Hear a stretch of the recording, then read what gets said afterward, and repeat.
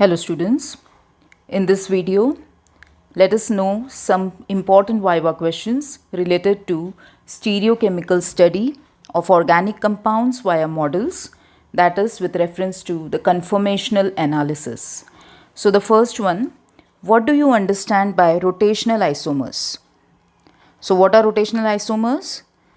These are the special isomers which are obtained having different relative possible position of atoms due to rotation of carbon atoms joined through single bond, right? These are known as rotational isomers. Next one, how many rotational isomers are possible in ethane?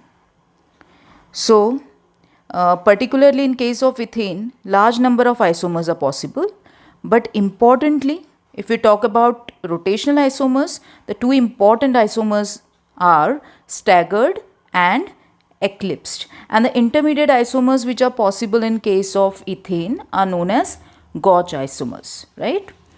The next one is cyclohexane is expected to have a large angle strain, but still it is quite stable. Why? See, if you remember the Bayer's strain theory, according to the theory, cyclohexane is having large angle strain, and according to it, it should be unstable. Then we want to know why it is stable. That is because cyclohexane assumes a non-planar conformation.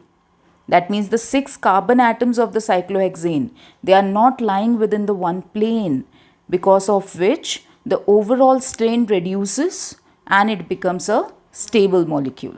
Okay. The next one is, what is flagpole interaction? See, flagpole interaction, to understand this, you need to know first what are flagpole hydrogen atoms. I'll make you understand. See, this is the Bode conformation of cyclohexane.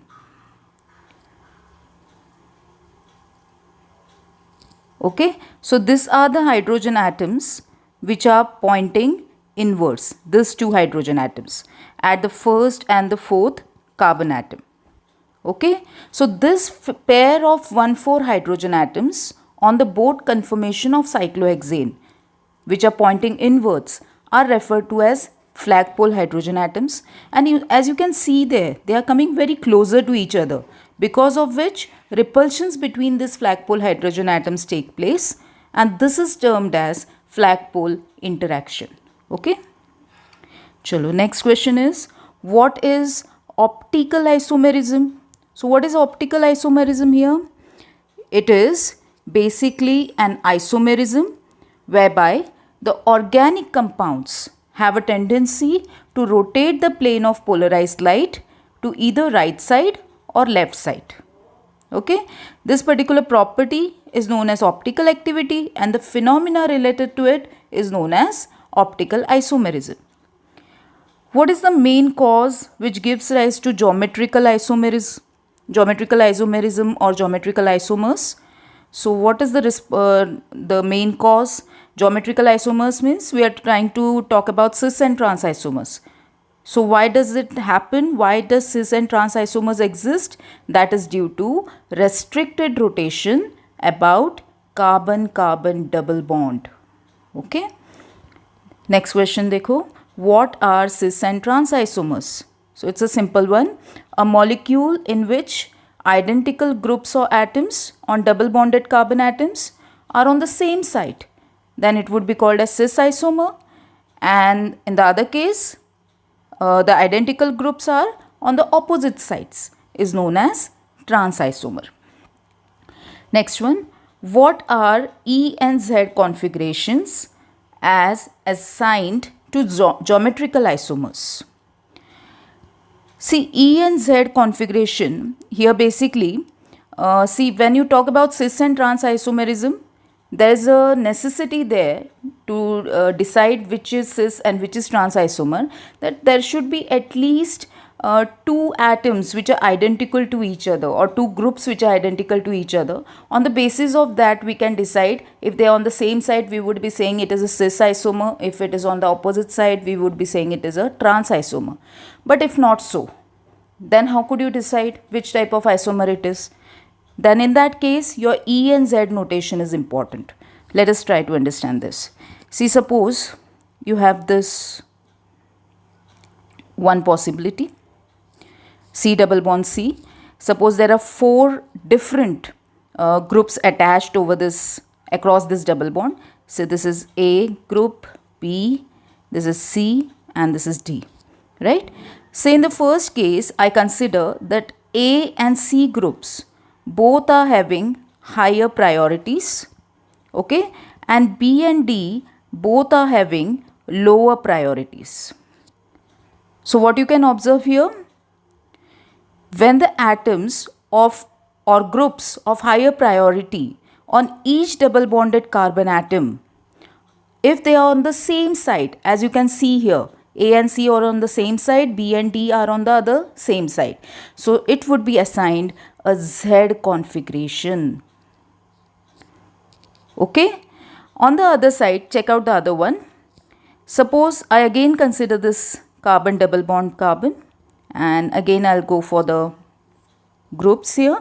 Say this is A, B, C, D, and say this A and C, these are high priority groups, okay, and this D and B are low priority groups, okay. Now what is happening in this case? The atoms or groups of higher priority, we can say, are on the opposite side.